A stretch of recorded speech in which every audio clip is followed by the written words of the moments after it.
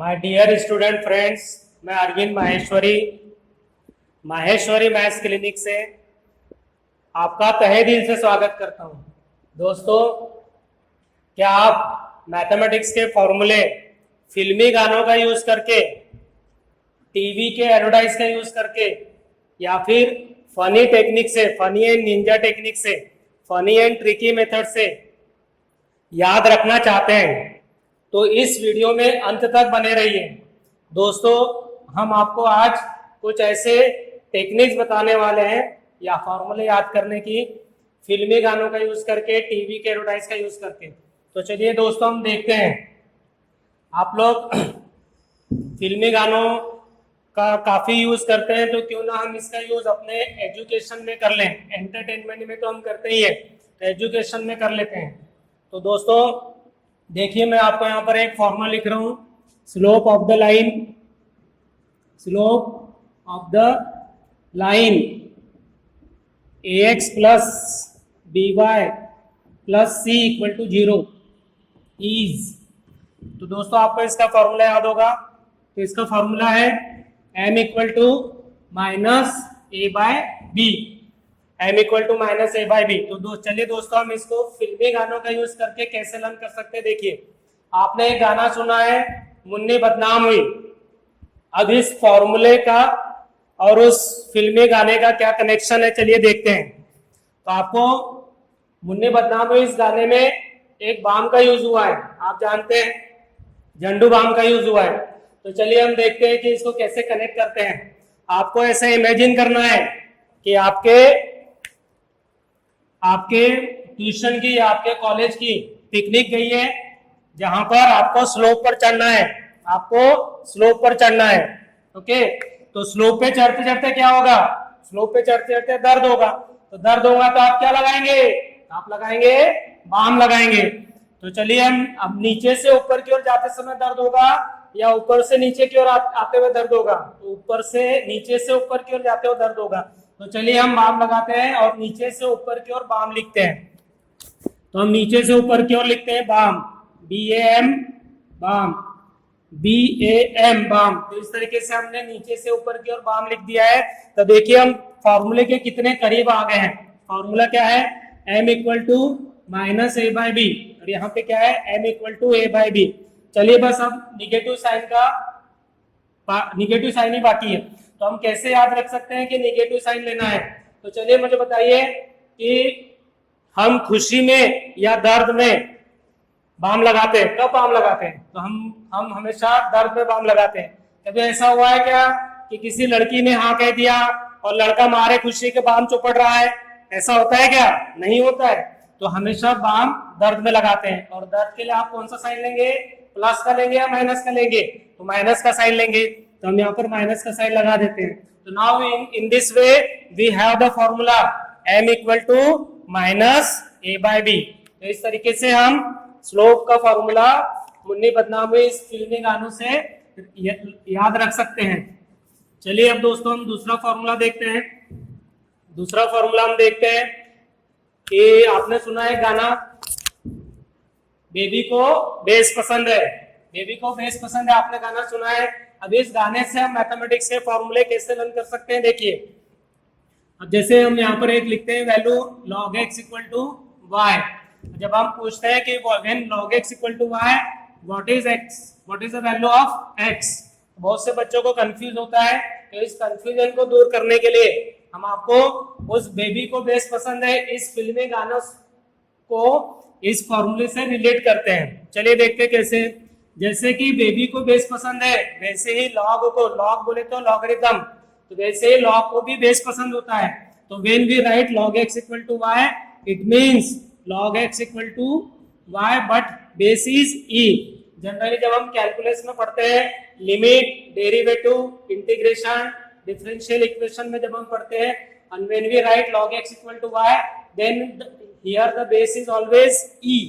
तो अब आपको कैसे याद रखना है, हम आपको एक ऐसा कंसेप्ट दे रहे हैं कि जिस कंसेप्ट से आप इसमें x की वैल्यू निकाल पाएंगे, और उस कंसेप्ट का यूज करके आप ढेर सारे मैथमेटिक्स के और भी चैप्टर्स में उस कंसेप्ट का यूज कर पाएंगे। तो कंसेप्ट क्या है, देखिए कि मैथमेटिक्स में एक फॉर्म से दूसरे फॉर्म में कन्वर्ट करते समय लेफ्ट वाला राइट में, राइट वाला लेफ्ट में, लेफ्ट वाला राइट में, राइट वाला लेफ्ट में। और लॉगरिथम में एक चीज आपको उसमें और ऐड करना है, बेस वाला बेस में। तो क्या बनेगा, लॉग में लेफ्ट वाला राइट में, राइट वाला लेफ्ट में, और बेस वाला बेस में। तो चलिए हम लिखते हैं। तो देखिए हम बेस वाला बेस, यहाँ पर बेस है ई, तो हम इस बेस को बेस लिखते हैं। बेस वाला बेस में, लेफ्ट वाला राइट में, और राइट वाला लेफ्ट में। तो अब ये जो राइट वाला है वो लेफ्ट में आएगा, तो हम इसके पावर में लिखते हैं। अब सवाल है कि पावर में क्यों लिखा, because E is the base. जब ये बेस है तो इसके पावर में कुछ रहेगा तब ये बेस कहलाएगा, अदरवाइज काहे का बेस। इसलिए हम लोग फिर से एक बार देखिए क्या बताया, बेस वाला बेस में, लेफ्ट वाला राइट में, राइट वाला लेफ्ट में। तो इस तरीके से मैथमेटिक्स में जब एक फॉर्म से दूसरे फॉर्म में कन्वर्ट करते हैं तो क्या याद रखना आपको, लेफ्ट वाला राइट में, राइट वाला लेफ्ट में, बेस वाला बेस में। ओके, एग्जांपल देखते हैं। जैसे 5 स्क्वायर इक्वल टू होता है 25, तो जो स्क्वायर है किस में कन्वर्ट होगा, स्क्वायर रूट में। तो now we write square root of, concept वही लगाना है, लेफ्ट वाला राइट में, राइट वाला लेफ्ट में, लेफ्ट वाला राइट में, राइट वाला लेफ्ट में। Now we have square root of 25 equal to 5। दूसरा और एग्जांपल देखते हैं। जैसे हम लिखते हैं tan x equal to Y, tan x equal to Y. तो tan किस में कन्वर्ट होगा, tan इनवर्स में कन्वर्ट होगा। तो tan इनवर्स कंसेप्ट कौन सा लगेगा, लेफ्ट वाला राइट में, राइट वाला लेफ्ट में, लेफ्ट वाला राइट में, राइट वाला लेफ्ट में। तो इस तरीके से क्या आएगा, tan inverse of y equal to x। Okay, और एक एग्जांपल देखते हैं, इंटीग्रेशन और डेरिवेटिव से related. Derivative of sin x क्या होता है, cos x। अब डेरिवेटिव किस में कन्वर्ट होगा, प्लस सी भी लिख सकते हैं, derivative of sin x plus C equal to cos x। Now derivative converts into integration, integral. तो इंटीग्रेशन का साइन है ये और ये मिला के इंटीग्रेशन का साइन है। कंसेप्ट वही लगेगा, लेफ्ट वाला राइट में, राइट वाला लेफ्ट में। तो राइट वाला लेफ्ट में, लेफ्ट वाला राइट में। Now we have the formula, integration of integral of cos x dx equal to sin x plus c। तो इस तरीके से आपको याद रखना है, when we convert any form into another form, then left वाला राइट में, राइट वाला लेफ्ट में। देखिए दोस्तों, अब हम आपको एक और कंसेप्ट बता रहे हैं, एक और फनी टेक्निक बता रहे हैं। फंक्शन की डेफिनेशन 11th क्लास में चैप्टर होता है फंक्शन। फंक्शन की एक पर्टिकुलर डेफिनेशन होती है, तो उस फंक्शन की डेफिनेशन को हम बॉयफ्रेंड और गर्लफ्रेंड, बॉयफ्रेंड गर्लफ्रेंड के कंसेप्ट से कैसे रिलेट करते हैं, ताकि आपको फनी मेथड बन जाए, आपको मजा आए, एंटरटेनमेंट आपको, और वो डेफिनेशन आपको लंबे समय तक याद रहे। तो चलिए हम देखते हैं कि what is the definition of function. तो इसके लिए we have two sets, set A and set B. Here we write some numbers 1 2 3 4 and the numbers are related with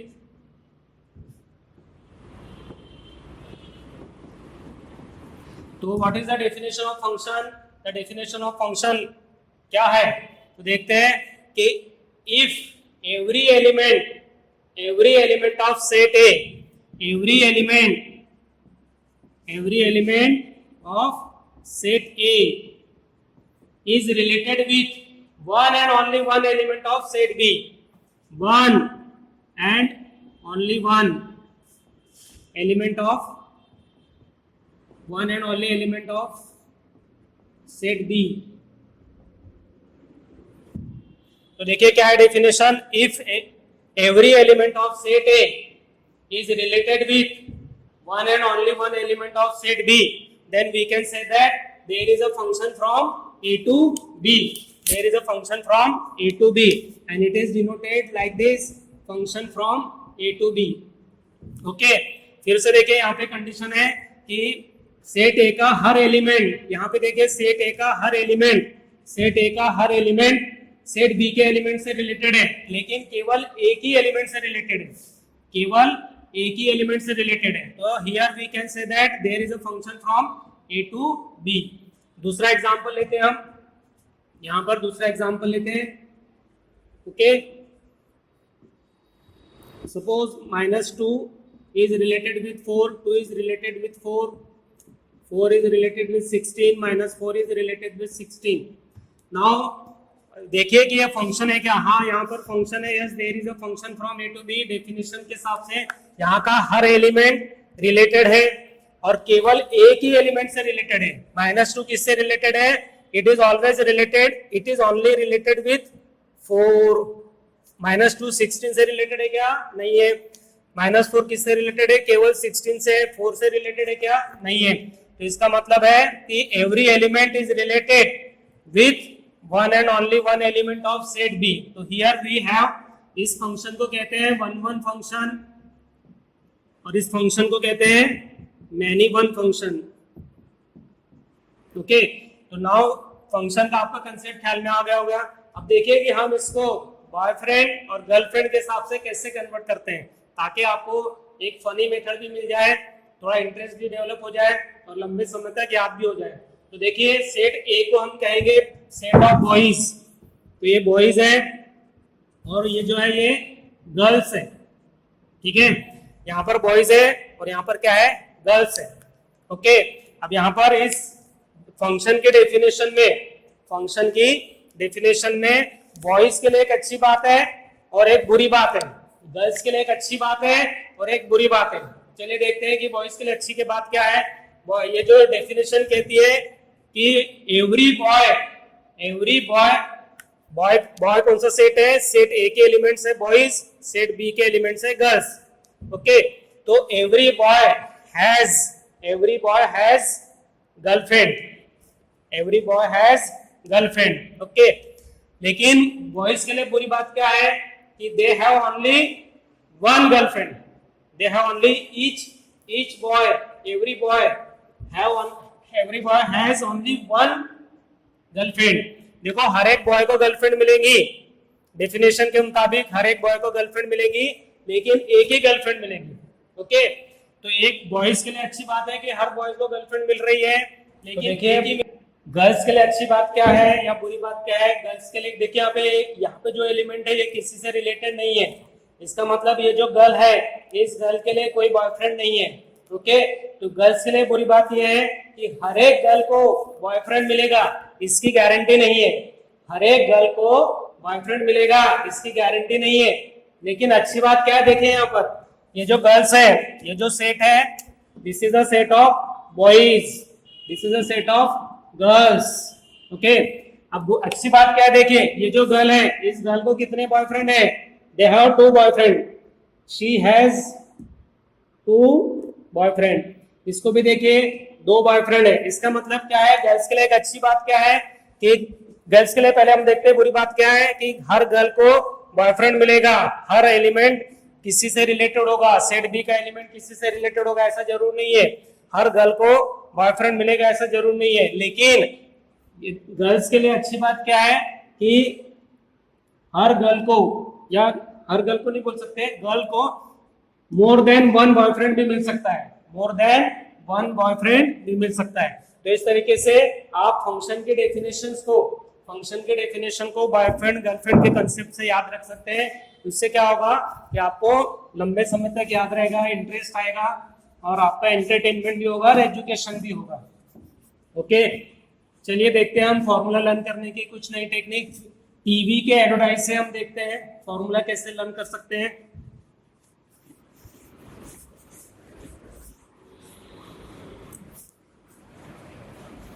TV पर पहले एक एडवर्टाइज आती थी आइडेक्स की, जिसमें एक लेडी को पीठ दर्द, कमर दर्द होता है. तो आइडेक्स लगाने से पहले वो क्या कहती है? पीठ दर्द और कमर दर्द हो रहा है, आइडेक्स लगाने से पहले कहती है ओ आ आउच, ओ आ आउच. एक बार आप मेरे साथ जोश के साथ बोलेंगे ओ आ आउच. ओके, तो हम इसे ट्रिग्नोमेट्री में यूज कर सकते हैं. इसको कहाँ यूज कर सकते हैं? ट्रिग्नोमेट्री में. कैसे यूज कर सकते हैं? देखें, ओ फॉर अपोजिट साइड और H for hypotenuse. So you know this is the formula of sine theta. Opposite side upon hypotenuse is the formula for sine theta. आ के लिए A for what? A for adjacent side, A for adjacent side. H for hypotenuse. So this is the formula for what? This is the formula of cos theta. Okay. Now take this first letter. Take this first letter. Now it becomes OA. Opposite. Opposite upon adjacent. Opposite upon adjacent. ये किसका formula है? tan theta का formula है.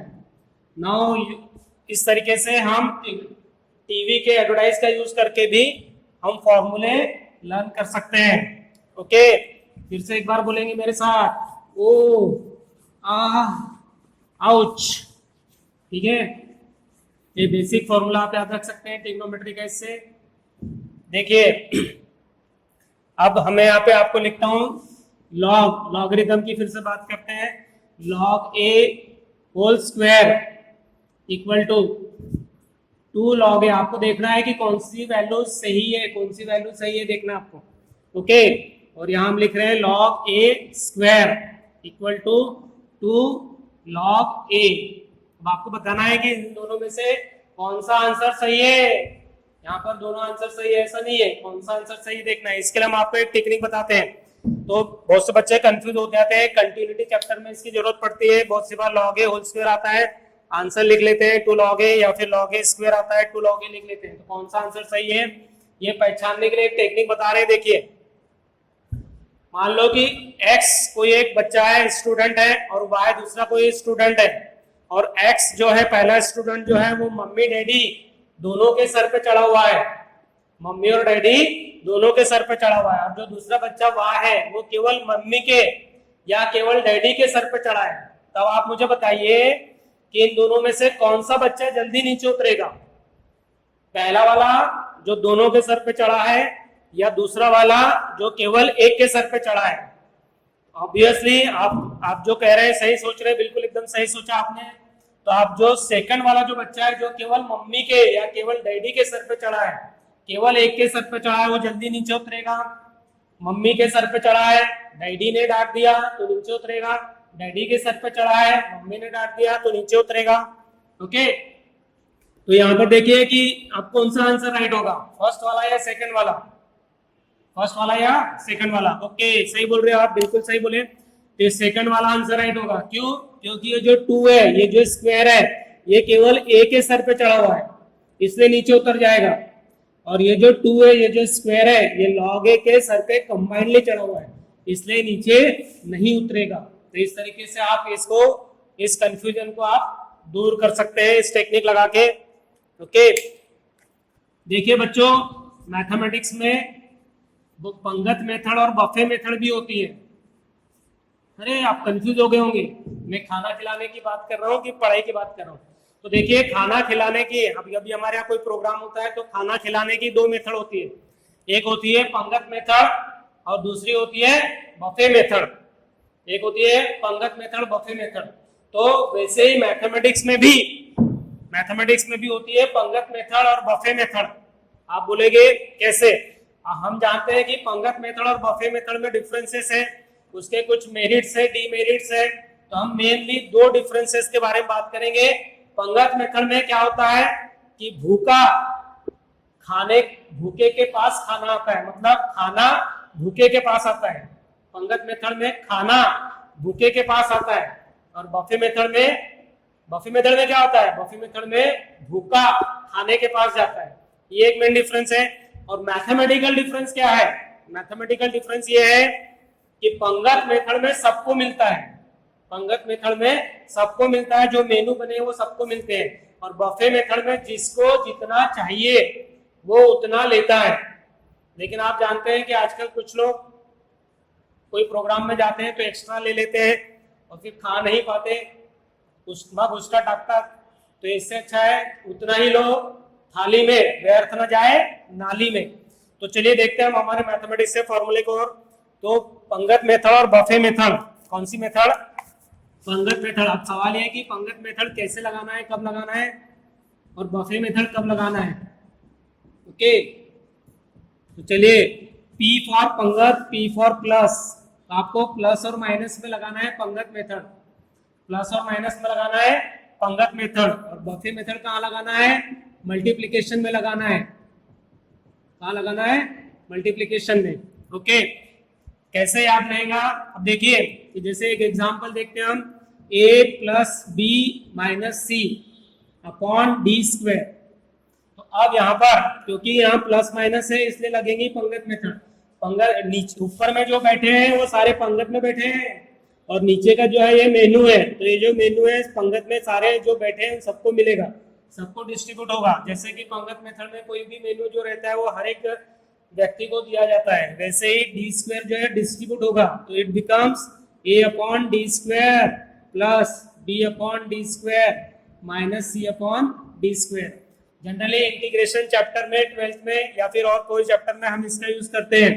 और जब भी हम, एक बात आपको ध्यान रखना है, जब भी न्यूमरेटर को हम चेंज करते हैं डिनोमिनेटर के हिसाब से, इंटीग्रेशन चैप्टर में जब भी हम न्यूमरेटर को चेंज करते हैं डिनोमिनेटर के हिसाब से, तो उसकी अगली स्टेप होती है पंगत मेथड।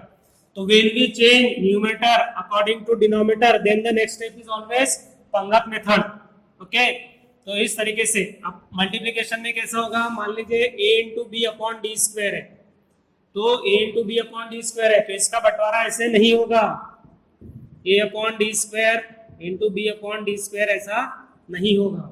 ओके, क्योंकि मल्टीप्लिकेशन बफे मेथड लगती है, बफे मेथड में जिसको जितना चाहिए वो उतना लेता है। तो आप इसे कैसे लिख सकते हैं, देखिए आप मान लीजिए डी स्क्वायर में से इसको d की जरूरत है तो ये d ले लेगा, इसको d की जरूरत है तो ये d ले लेगा, या फिर ऐसे भी हो सकता है कि a को d स्क्वायर की जरूरत ही ना हो, b पूरा d स्क्वायर ले ले, या फिर ऐसा भी हो सकता है a upon D square into B, b को d स्क्वायर की जरूरत ना हो।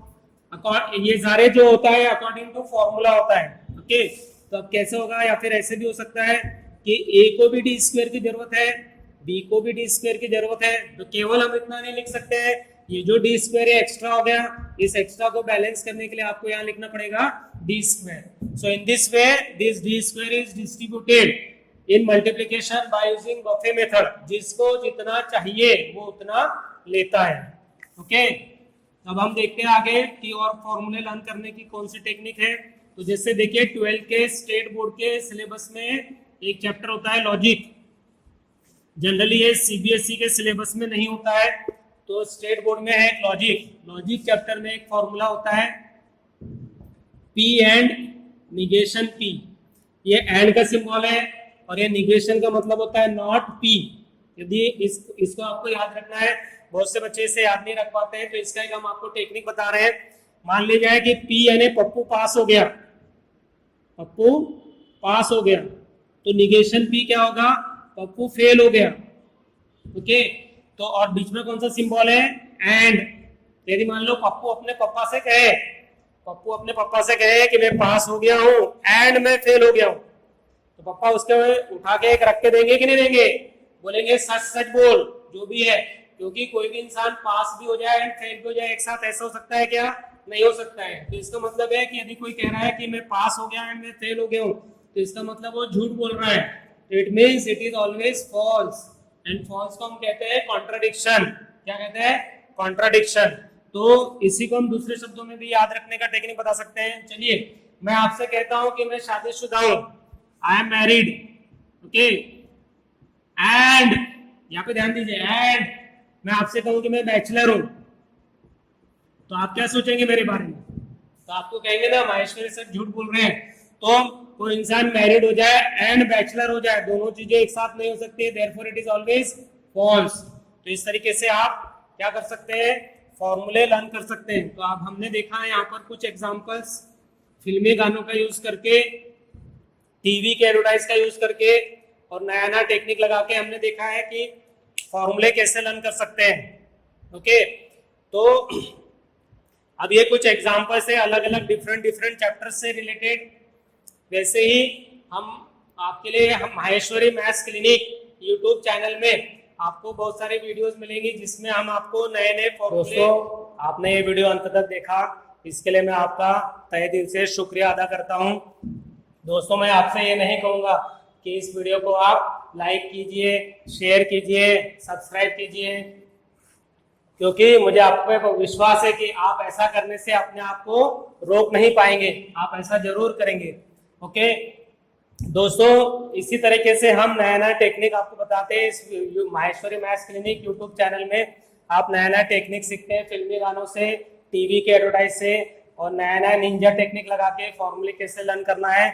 और हम हर 8th क्लास से लेकर 12th क्लास तक के सभी बच्चों के लिए, सीबीएसई और स्टेट बोर्ड के सभी बच्चों के लिए, उनके जो सिलेबस होते हैं उस सिलेबस के हर चैप्टर के फॉर्मूले लर्न करने का ऑनलाइन क्लासेस कंडक्ट करते हैं, जिसमें हम आपको सारी टेक्निक्स बताते हैं कि फॉर्मूले कैसे अप्लाई करना है, कब अप्लाई करना है, क्यों अप्लाई करना है और उसको कैसे लर्न करना है।